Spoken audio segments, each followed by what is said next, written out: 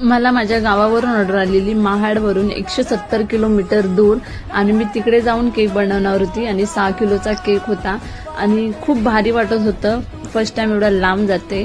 तर माझी बस होती ठाण्यावरून रात्री 12ची आणि मी तिकडे 5 वाजता पोहोचली आणि माझ्या लोकेशनला पोहोचल्यानंतरला मी थोडीशी फ्रेश झाली आणि मी माझ्या कामाला लागली आणि मी सगळं घरातूनच रेडी करून नेलं होतं, कारण की परत तिकडे जाऊन एवढं सगळ्या गोष्टी करणं एका दिवसात होऊच नाही शकत. त्यामुळे स्पंज आणि चॉकलेट मी बनवून नेलेलं गनाश. तर तिकडे जाऊन मला फक्त क्रीम बनवायची होती आणि माझ्या मम्मीनी माझं पूर्ण सामान प्रॉपरली लिस्ट बनवलेली. त्या लिस्टप्रमाणे माझ्या मम्मीने पूर्ण सामान भरलेलं आणि मला बोलत होती की राधू नीट बनव, एवढं लांब चालले, सगळ्या गोष्टी नीट. त्यानंतर मी स्टँडची तयारी करायला घेतली आणि स्टँड पण डेकोरेशन करून घेतली आणि बरोबर चालता येत का नाही ते बघितलं आणि त्याच्यामध्ये लाईट लावून ते पूर्ण रेडी करून घेतले एका बाजूला. आणि केकची फायनल कोटिंग झाल्यावरती मी 2 तासाआधीच माझा केक झाला होता, कारण की 5 टियरचा केक होता आणि त्याच्यामध्ये 2 स्टँड होते.